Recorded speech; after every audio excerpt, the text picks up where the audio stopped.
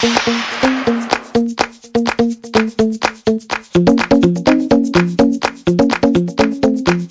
everybody. Welcome to La Lista, a Latinx writers podcast. I am your host, Ruben Mendive. And today we are doing another one of the quarantine social distancing chronicles. Here via Skype, I have a brand new guest, a new writer here for y'all. I start every interview with asking my guest to introduce themselves. So, who you are, your name, how you identify, just for the audience at home. Perfect. I'm Marcos Luevanos, and I'm an LA native, NYU alum, former LA Times style editor, who identifies as a gay Mexican, predominantly TV writer. My follow-up question is always, where are you from? So you mentioned you're an LA native, so I want to get into that, like whatever that means to you. Where are you from?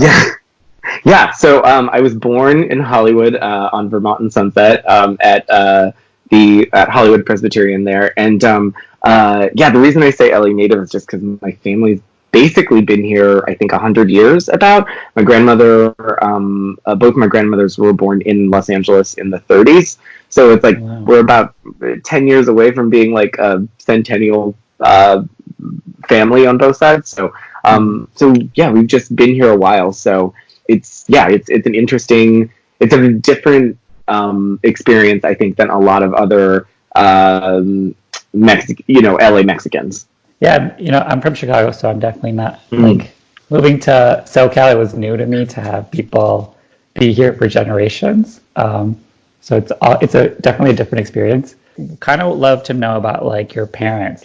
So who are they? What do they do for a living? What's their story? My parents are. They're both Mexican. They met in high school. And my dad was a football player and my mom was a cheerleader. So they were definitely shocked when they had a clearly gay artistic child. And they also, growing up, at least they were conservative Catholic Republicans. So growing up, my childhood was kind of restrictive. And even though I was born in Hollywood, I was raised in the suburb of LA called Covina, which is in the San Gabriel Valley, and it's pretty small and pretty sleepy, and it's I always like to joke that it's where you stop to pee and get in and out on your way to Palm Springs. So it's definitely not something that I was super excited. I've had an appreciation for it now that I've gotten older, but it wasn't something that as a kid I was super excited about. So I definitely had to find ways to entertain myself growing up, and hence why I got into doing creative things such as writing. So can you tell people what your household was like, your neighborhood, just what's Covina like to someone that's growing up there? It's it's definitely your kind of typical all the homes kind of look the same. It's middle to upper middle class, mostly white and Latinx. That's and it's pretty conservative. So at least at the time that I was growing up there, it was. Now it's a little. It looks different than when I grew up there. There's a really big, nice, fancy mall there now, and there's a lot of chain restaurants, and there are a lot of a lot of things that they didn't have when I was growing up there. But it is definitely a bit more conservative and slow. It was at the time, at least, conservative and slow moving, and just kind of your typical track home suburb. Yeah. And did you mention what your parents did? Yeah, I don't think so. My dad was an accountant, and my mom still is a nurse. She works at City of Hope in Duarte, and puts people on clinical trials for various ailments, specifically cancer, because that's what that hospital specializes in. So not only were they religious and conservative, but also my dad's a math brain and my mom's a science brain, and so I am a different art brain, and so the three of our brains oftentimes were not in sync. So, got it. And I like to ask about like high school years. Sort of the prompt is always like, who were you? Who were you pretending to be? And how did other people see you? Yeah. Well, high school was different for me because I went to an all boys Catholic college prep high school. So and it was not in my neighborhood. So I it was a little different than like your typical high school experience, and I came out at 14 years old, so I came out like basically like right when I went to school there, and I didn't really like come out so much as I was found out when my dad found gay porn I had hidden inside of a Vogue magazine. So I feel like it's a hat on top of a hat. Right, exactly. I was like, oh, he'll never figure out, they'll never figure out I'm gay if I hide my porn inside my fashion magazines. So yeah, it was definitely a jarring experience, but I wasn't, even though I came out, I wasn't like the type of, it was still very new to me. I wasn't the type of person, like I wasn't starting a gay straight alliance at school. I wasn't like, I wasn't like a glee kid, like just out and proud running down the hallways. Yeah. Like it definitely was a thing where I was like figuring it out because, also it's a lot of, I think, pressure at that age. At least I felt a lot of pressure at that age because I knew that I was this thing, but I also had never had the experience. So it's like I had never kissed a boy. I had never like, held hands with a boy. I had never like met another gay boy to my knowledge, So it's a thing where it's like, it's also hard to, fully be this thing that you don't have any experience being. So that was, interesting. And, high school was kind of tough. Like there were no other, at least to my knowledge, early on, there were no other gay people. I found them later because I dated someone secretly in my senior year. But yeah, it was kind of tough because I didn't really know, there weren't any other gay people, so I couldn't really connect with anyone on that level. But I was smart, and I also was a bit, I guess I don't know the right word what to call it, but I guess goth. So I was smart and a little goth, and so those are the two groups I kind of like went back and forth between. But I mostly just studied and yeah, did my homework and like did artistic things outside of school because I knew I wanted to, not in a bad way, I just knew I wanted to go to college somewhere else. I knew I wanted to get out of there, and I knew kind of like my way of getting out of my situation was to study hard and work hard because they made a deal with my parents that I could go to college anywhere that I got into. So I just knew that, okay, if I can study real hard and go to UCLA or NYU or USC or, anywhere that was outside of this like small area, I felt like that would help me become the person that I think since become today. Yeah. So you went to NYU. So did you like know what you wanted to study there? Like, was there like a plan to like, this is what I'm going to do after high school? Yeah, I didn't. I knew that I wanted to get out of LA only because I spent my whole life here, and when I was touring colleges here, it just sort of felt like the groups of people that I was meeting and seeing, it just sort of felt like high school part two. And I was like, oh, I want a different experience. And I knew that I wanted to do something creative in film and television. I didn't quite know exactly that I wanted to be a writer. That was one of the things that I was thinking about, but so I was just like, okay, well, let me apply to these art schools, and for film and TV production, and I'll get in, and then I'll kind of figure it out. I just was kind of trying to take it one step at a time, and then I got into NYU, and something that made that program very appealing was that you started doing creative things your freshman year. So you started taking your creative courses freshman year. So whereas a lot of other schools, they make you do your gen eds your first 2 years, and then you can do. So I was like, okay, well, that's a great program because then I can kind of like figure out what I can hone in on what creative thing I want to do, and then I can just focus on that. as the years go by, which is what I ended up doing. 2 years into going to NYU, I realized, oh, I want to be a writer, and I just basically took writing courses those last 2 years to fulfill my creative requirements. Yeah. And, what was like the experience of like going to NYU, being in New York City? Like, what was it like to you at like as an 18, 19-year-old? Yeah, it's so funny because like I went in 2003, so it was like 2 years after 9/11 had happened. So people were still like kind of scared of the city. They were kind of scared of going there and being there, and it wasn't as, now it's like become this huge crazy thing where like it's expensive to even live like in Staten Island, but like at the time it wasn't really, it had sort of gone through some hard times, so it wasn't like the young person magnet that it is now. I was excited. It was cool, like going to a place where like no one knew me, and I had I could kind of start over, it felt like, which was interesting.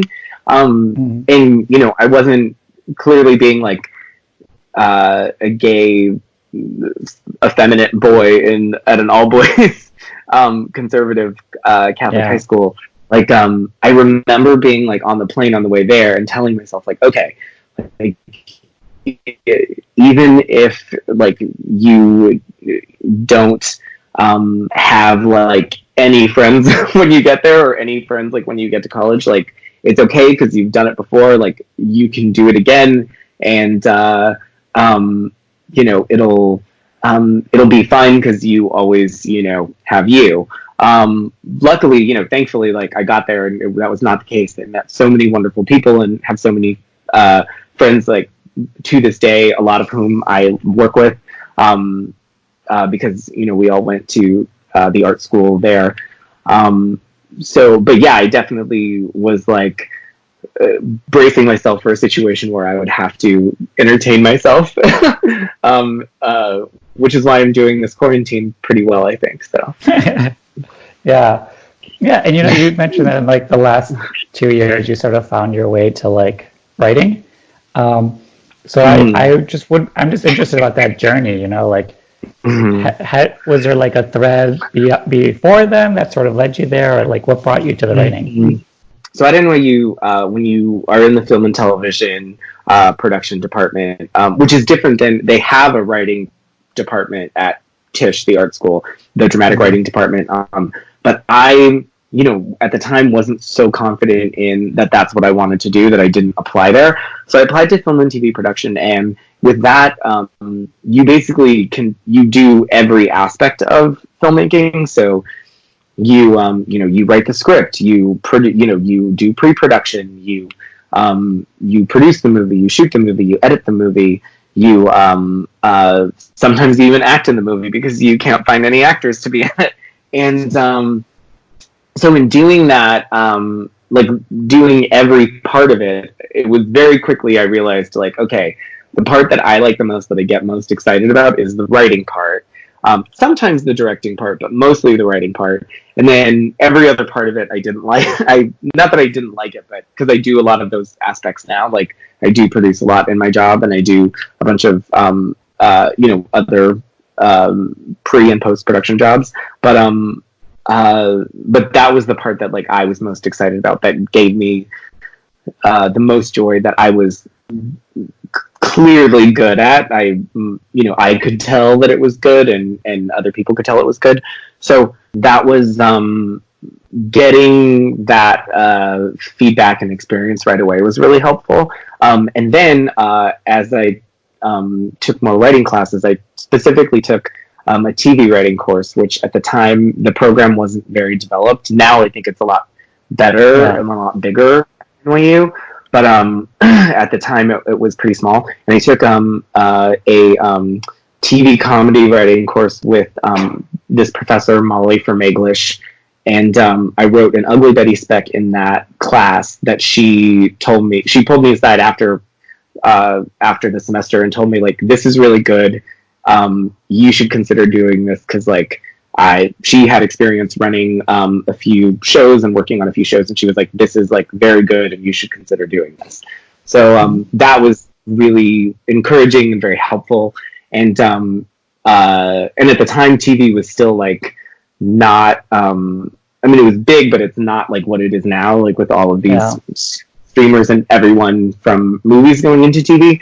So I was like, oh, this would be a really great, exciting, fun thing to start off. I think doing, and if I'm being told that I'm good at it, so let me like try and keep going in this direction.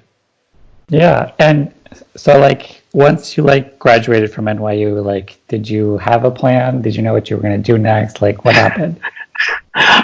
So when I graduated from NYU, I had a job working at Nickelodeon as an assistant. I was an assistant in creative development. So while all of my other friends were like, going to Europe for the summer after graduation, I was like working in Times Square. And there was this one day where my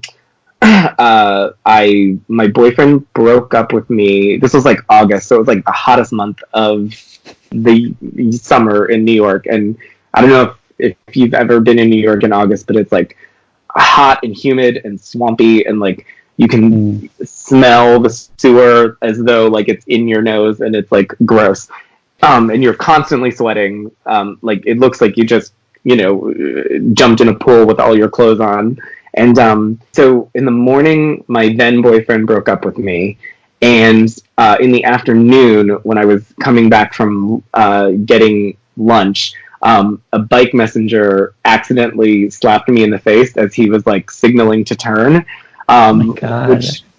which caused me to like fall back, and my sunglasses like flew off my face and got run over by a cab, and like clearly no one was helping me because it's New York. And so then I go back to work, and at the end of the day I got laid off because of budget cuts.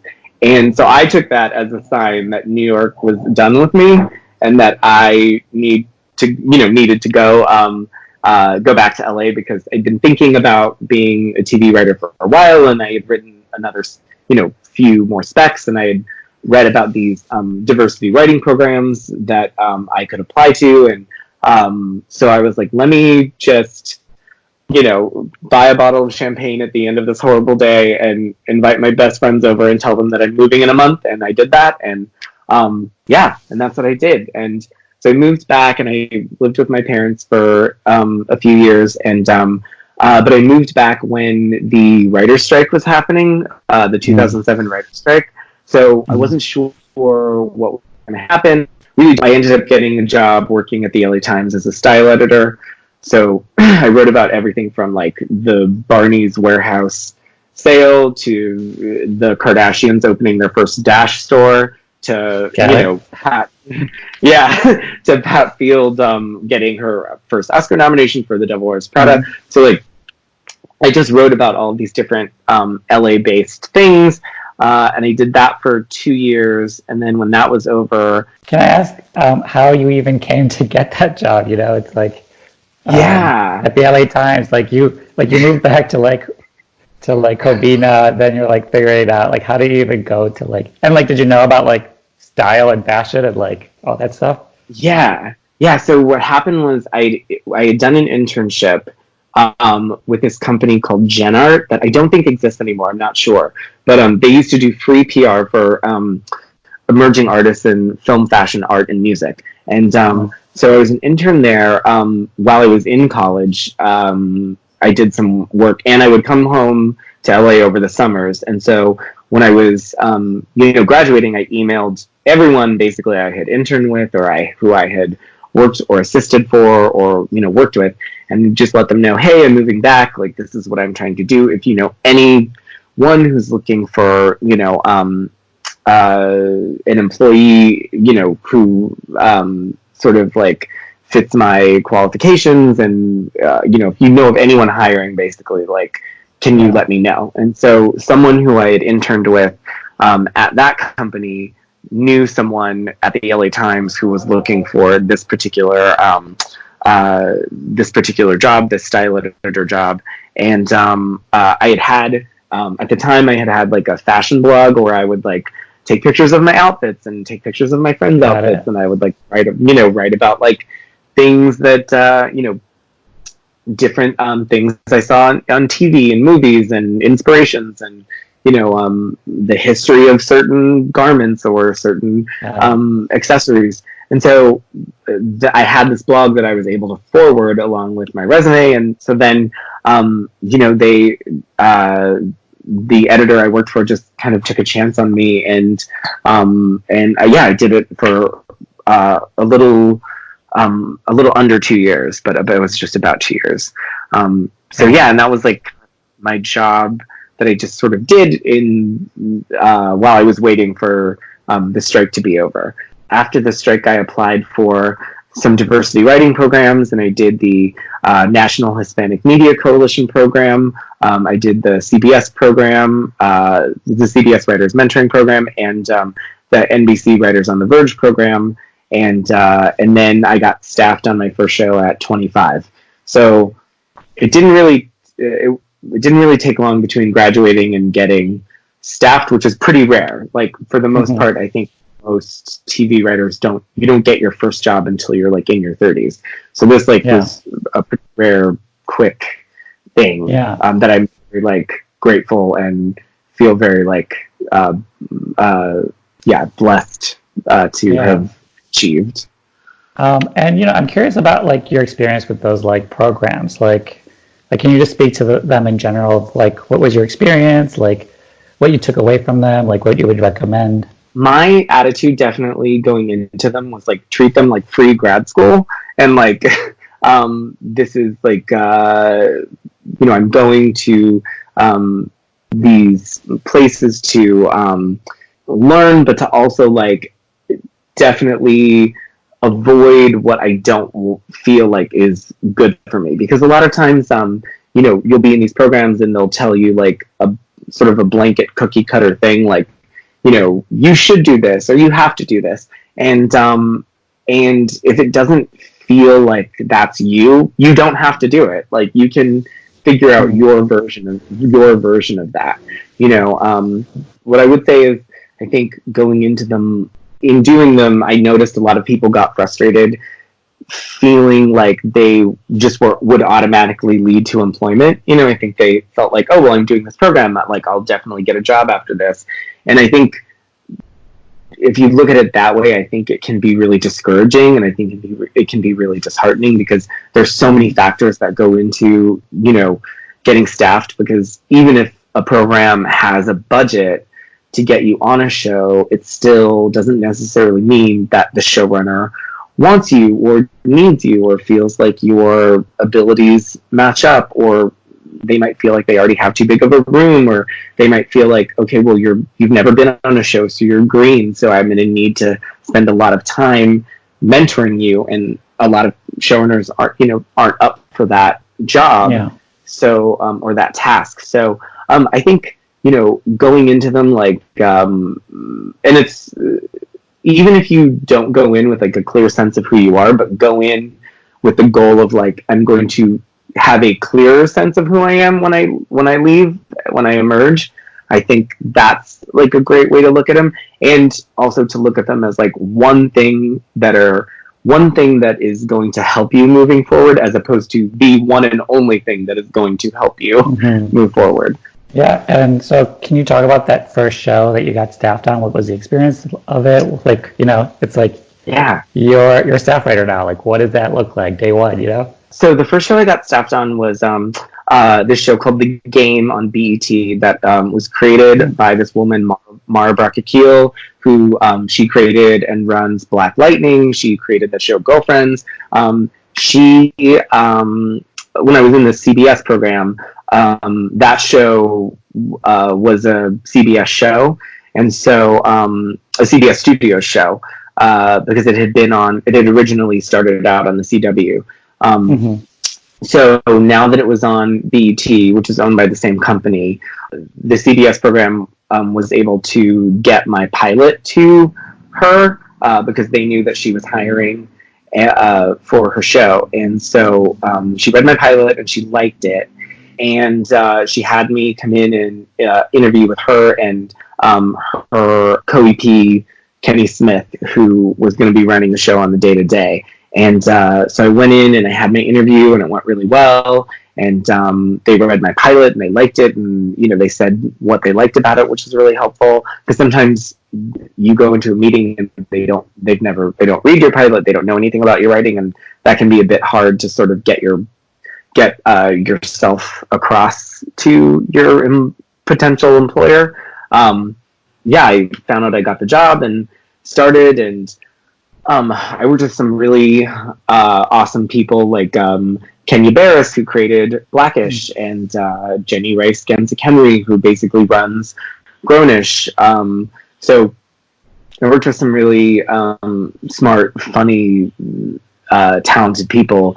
I was the only non-black, non-straight, non-millionaire in the room, so it was definitely a thing where, I was the sort of the other on that show, and everyone in that room was very kind to me and did a really great job of mentoring me and giving me notes and pulling me aside and giving me tips. And so that is really helpful, like when you are on a show with people who you feel like are invested in you doing well. That makes, I think, all of the difference. And the day-to-day is, you get there at around 10 in the morning, and you sort of talk about what you did the night before, what you did over the weekend, what's going on in your life. And hopefully, through telling those stories, you not only get a better sense of who you're working with, but you also can potentially use these things, these events that happen in your life as like a story point in the show, an arc for a character, a joke on a page, something. And then, you just, you go through the process of talking generally about season arcs, and then you go episode by episode, and and it gets more specific. But that's kind of like the general gist of what it was like. Like, I definitely want to hear, like, what were your parents like? How were they feeling about you, like, going in these programs, being a writer, like getting staff? Like, did they know what that was? Like, what were their feelings about it? They didn't really know like what it was, but I think because I have always been so like ambitious and so type A, and so like very clearly I have always had like very clear goals, and I've always been very focused on like achieving them. I think while they didn't understand it, I don't think they were ever worried that I would that I wouldn't achieve them. I think they always had like a good amount of faith in me. And I will say, like, for all of the times that we bumped heads growing up, with them being like super religious and conservative and me not being that, I will say the one thing that they never did is they always encouraged my artistic abilities and my artistic ambitions, and they never once were like, well, maybe you should go to medical school, or maybe you should be a lawyer, or maybe you should be a teacher. Like, they always encouraged me. So that was very helpful, because I know that's not a typical I think Latinx parental experience, so they didn't understand it, but they were always supportive. So the reason I ask that question a lot is because I feel like there is like a stereotype about that. But it's also like, I don't know, it could go either way. My parents are very much like that. It is interesting to like just hear from people what their experience is, because sometimes I think we get stuck. Because I even think some people with their parents are like, this is what they'll think. And then when they do find out, they're like, oh no, it wasn't that big of a deal. Like, so I think it's good to like always get everybody's story, just to like add more perspectives to it. Yeah, I agree. Like, it's funny you say that, because I'm like, I don't know if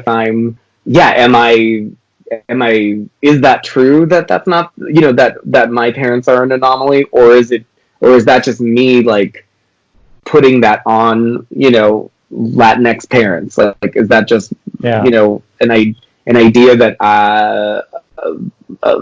that sort of created based on like a stereotype, or what, or, what exactly is that? I'm curious as well.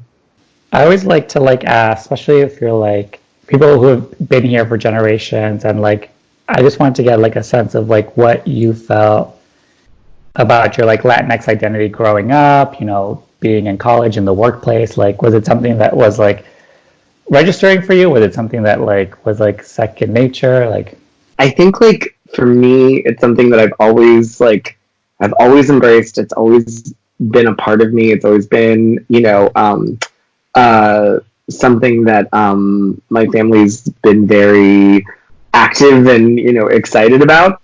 But it's mhm. definitely something that like as I immediately when I think even as soon as like high school, I knew that I was going to have to, in order to do what I wanted to do, and in order to achieve a certain kind of success that I wanted to achieve, at least at the time, in the late 90s, early 2000s, I knew I had to code switch, and I kind of knew that Mhm. I had to like speak a certain way and talk a certain way and behave a certain way in certain spaces, in different spaces, in spaces that were predominantly white. I knew I had to like, sort of alter myself, not, be false or fake or be a Yeah. different person than who I am, but to definitely like, alter my behavior in certain ways in order to be successful in these, environments. And I know that there's a lot of sort of criticism or maybe like controversy surrounding that, but I feel like everyone, whether they realize it or not, does it to an extent. Yeah. Also, growing up here in Los Angeles, where the workforce, the chefs in the kitchen, the valets who park your car, the people who clean your homes, like they all look like my aunts and my uncles, and they look like my Mhm. cousins, and a lot of them are my aunts and uncles and cousins. So knowing that, like, I'm already living and working in a place where other people who aren't Latinx, the only experience they have with someone who looks like me is someone who they pay to do a job for them, who they Yeah. see in a subservient role. So for me, I knew that I had to, I think, prove in a weird way, like prove to them that I'm on their level, like every single time that I meet with them to try to get a job or work with them side by side. And it's not just white people, it's other people, because Latinx people, we do those jobs in the city, like we help the city run, and you know the city wouldn't be what it is without us. So it's a thing that I've had to, at least early on in my career. I think things have changed a lot since then, but 10, 15 years ago, I definitely felt like that was code switching was something that I had to do in order Yeah. to, change their minds. It's not something that we decide to do. It's like sort of a reaction. Absolutely. Yeah. So what did you do after the game, So after the game, I worked on that show for about 3 years, where again, like I was writing, misogynistic black football players in straight relationships. So like it's not exactly like I wasn't writing what I knew, but that was another part of the job that I think was so helpful. With it being my first job, was like I knew that if I could figure out a way to write this, that I could figure out a way to write anything. And Mhm. that was a challenge like I definitely took on, and I think I did well at and succeeded at. And moving forward, like you could literally throw any story at me and like about anyone, and I can figure out a way to make it work. Mhm. Even if I haven't had that experience. So having that challenge in my first staff writer job was really helpful. Um, Mhm. but after that, I worked on the show called Telenovela at Mhm. NBC. That was a comedy starring Eva Longoria. And then from there, I worked on the show called Life in Pieces on CBS. And then from there, I started working on the show. I worked on the first season of the show Charmed, the reboot, Mhm. the Latinx reboot for the CW. And then from there, I got staffed on the show that is now called Love Victor. That's going to be on Hulu. That's created by the same people who wrote the Love Simon movie. Currently I'm a supervising producer on this show Rutherford Falls, which is a show about Native Americans starring Ed Helms, and it's being run by Mike Schur and my friend Sierra Ornelas, who is the half Native American, half Mexican showrunner, who is running that thing, and we're super excited to make it because we've written most of it, and so we were going to start making it, and then we all got quarantined. So Yeah. Sort of speaking to those shows, like some of them, are very Latinx, some aren't. Like Telenovela, and then Love Victor, which is going to seem like a very like Latinx spin to it. Just like out of those shows, like what did you take away from them? It's interesting because a lot of times when there is a Latinx show or something that when there is a show that is specifically branded as this is going to be Latinx, we're going to have a Latinx cast, hopefully now people start to look for Latinx writers to write those voices. It didn't used to be that way. So now thankfully showrunners realize I need that perspective, I need that voice, it seems so obvious now, but 10 years ago that was not the case. Thankfully that takes place, but even when you do get the job, it's interesting because a lot of times you're the only Latinx writer, or you're one of maybe 3 at most. Pretty much all of those shows, except for all of the Latinx shows I've worked for, they've not been developed by, created by, written by, or by Latinx people. And sometimes they're not even starring Latinx people. So that is a tricky thing that's tough, and that I think is changing.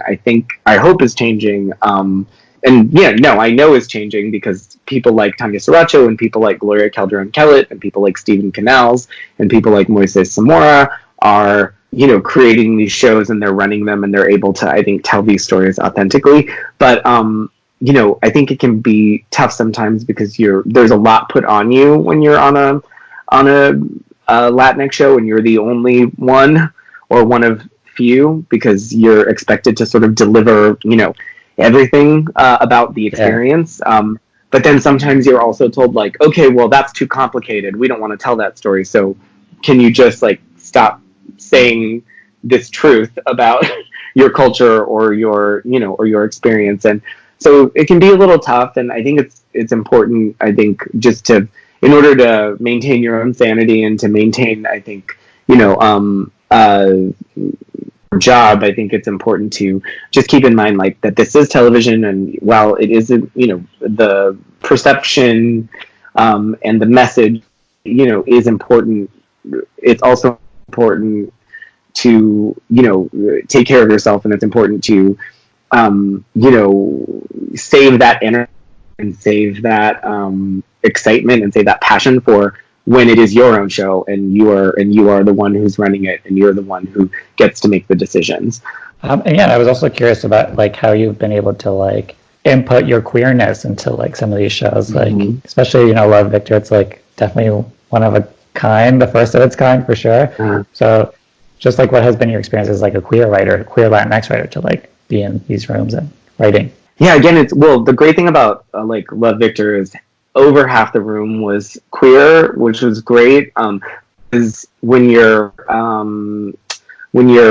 pitching a story, or when you're pitching something from your experience, and it's helpful to have someone there who can amplify your truth, or who can amplify your pitch, or who can explain that is that is the way it is. And so it was a really nice room because there were we had 3 Latinx writers, and we had a lesbian writer, and we had a bisexual writer, and we had some gay assistants who were able to give their input, and so that was really great. And showrunners of that show were all very, one of whom is gay. They were all very open to, hearing perspectives, and they were very, good about that.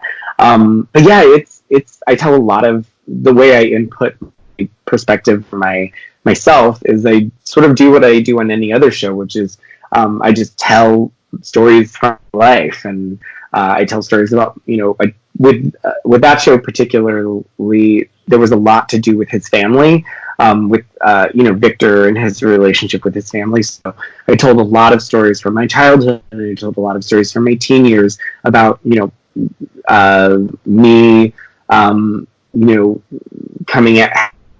come out, or having an experience but not really being able to tell my parents about it, connect with my parents in the way that a straight Latinx boy would be able to talk to his dad about dating or sex, or the way that a straight Latinx boy would be able to talk to his mom about a girl he's dating. Like I talked a lot about how about my experience, and then when you do that, you start figuring out ways of turning them into stories, and turning them into plot lines, and turning them into actions for the character, and stories for the character to live out on screen.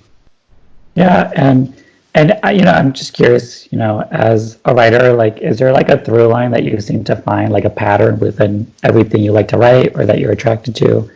Sometimes writers will like telling the same story over and over. Like, so I'm just like, is there something that you're like, that is like true to you that always is in your writing or part of it?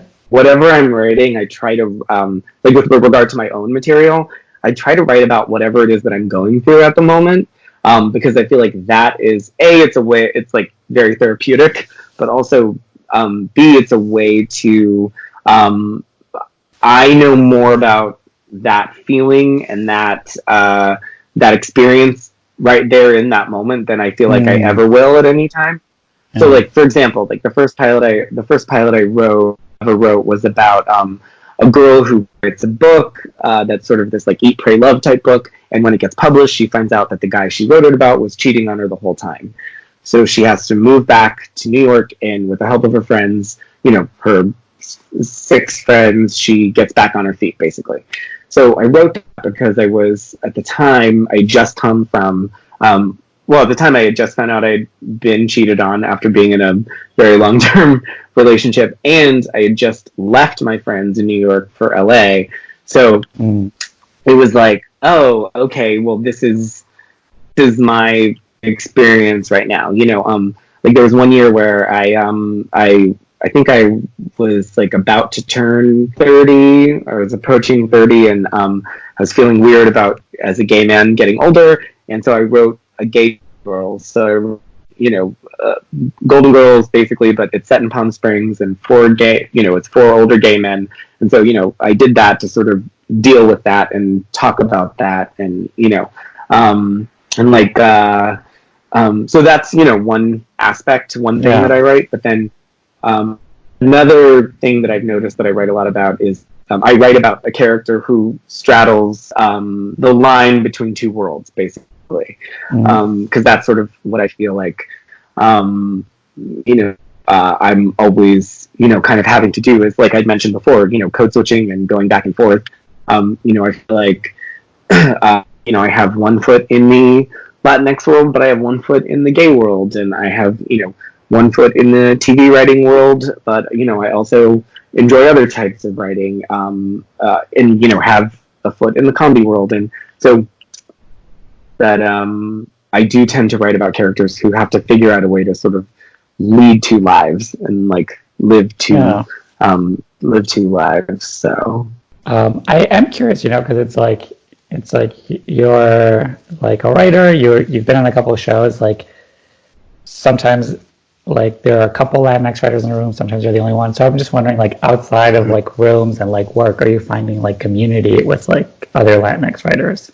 Yes, definitely. Yeah, I actually was just invited to join this group called the Clubhouse, which is all gay TV writers, and it's people like I mentioned, like Stephen Canals and Moises Zamora, and my friend Danny Fernandez, who I wrote on Love Victor, a few other people who have worked on some shows and who have some credits, and so I was inducted into that group a few weeks ago, and it's been. I was telling them, at the meeting, it was really exciting because again, I was starting out, like the only Latinx TV writer I knew about, I think, was Sylvia Horta, like, who created and ran Ugly Betty, and that was it. Like, that was the only person, like, growing up that I, could look at, point to, and be like, oh, okay, he, looks like me, and he's Latinx like me, and he's gay like me, and he's doing it. So if he's doing it, I can do it. But at the time, like when I was starting out, I had met some people, doing some programs, but there wasn't anyone who, like, I felt like, I could kind of like really look at as a model, to sort of achieve similar heights as. So luckily now I feel like, again, that's changing and that's different. Mm-hmm. And like the people who, even the people, who are, my peers, like I'm seeing more and more of them getting jobs and working, which is great. Because the more people who, look like me, who have similar experiences as me, who are good in a room, who, leave room on good terms, that just, I think, helps everyone all around, to, not only get more jobs, but to also get more shows greenlit, about, our experiences. I always like to hear who are the writers you admire. So who are the people that, like, this could be like heroes of yours, peers. It could be people you're stalking on Instagram that you don't know, but you love what they're doing. So just whoever you want to shout out. Yeah, so like historically, I, middle class, so I didn't have like my parents, I didn't have like a ton of money to spend on like buying like books and records and movies and stuff. So I went to the library a lot.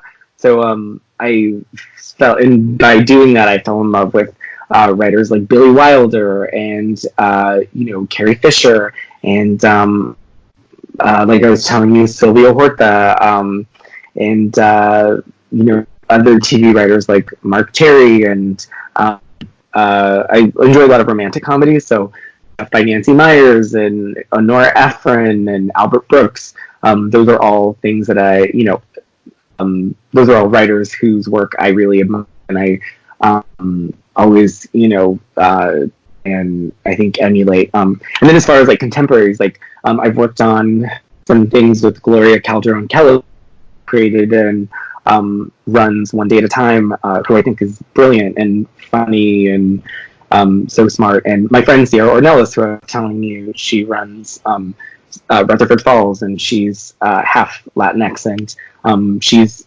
wonderful and amazing. And Stephen Canals, who created and runs Pose. My friend Rob Setta, who he's a gay Latinx man who is just, I can't remember what his show's about, but I think it's like a zombie hunter type show comedy.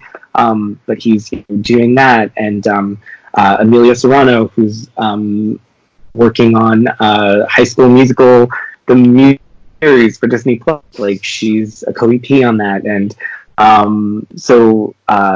my friends, like my friend Debbie Wolf, who's on the course.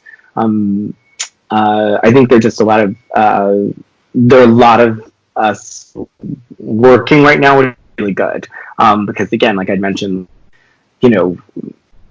10, 15 years ago, like that was not the case. So, just sort of to wrap up, where can people find you? Where can they follow you on social media? The plugs.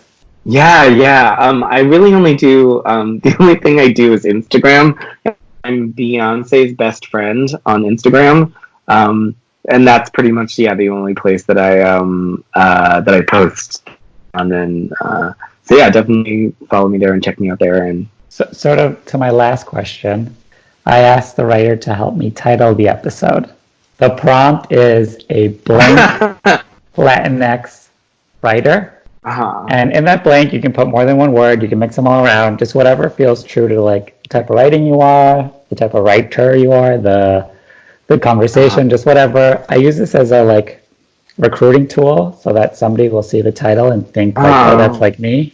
Like I should listen to this, find community, and like, and yeah. So like, what do you got? So I'm gonna say, I was thinking about this, and I'm gonna say this is gonna sound like a little arrogant, but I'm gonna say a successful gay Mexican writer, a successful gay Mexican Latinx writer.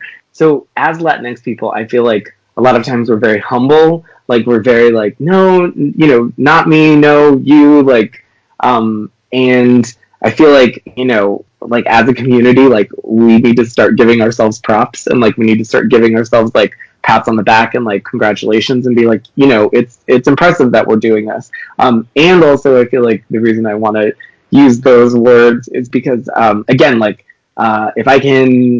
if even just like existing and doing what I do can like show someone else who's like 10, 15 years younger than me, this is possible, you can do this, like, you just have to put in the work, like, you just have to put your mind to it and put in the work and do it, like, you can do it, like, even though, like, there are some things in my past that do sound impressive, like going to and like being, a style editor at the LA Times, there are people who are doing what I do who, didn't have the same opportunities but are still doing it, they're still killing it, they didn't let the fact that they didn't have those same opportunities like get in their way. And also, like, even in my own journey, there are experiences, or there are things that I wanted that I didn't get, that at the time I was like, oh, if I had just gotten that thing, or if I could just have that, it would make my life easier, like it would get me what I want. And the reality is, like, you can do it you can do it even without that, and you can do it in spite of that. And sometimes there are things that I wish I had gotten that, if I know now, looking back, if I had gotten those, they actually would have gotten in my way. And they actually would have like prevented me from moving forward. And unfortunately, it's only a thing that, you can look at with hindsight. It's only a thing you can see with hindsight, but that's why I would use those 3 words to describe me. Oh, I love it. I think you're hitting a lot of good points there. Oh, good. Okay. Yeah, so I want to thank you so much for being on the podcast. This was a great conversation. I think a lot of people are going to take a lot away from it. Oh, good. Thank you for having me. I really appreciate you like reaching out and asking me to do this. And I hope I get to meet you in person someday.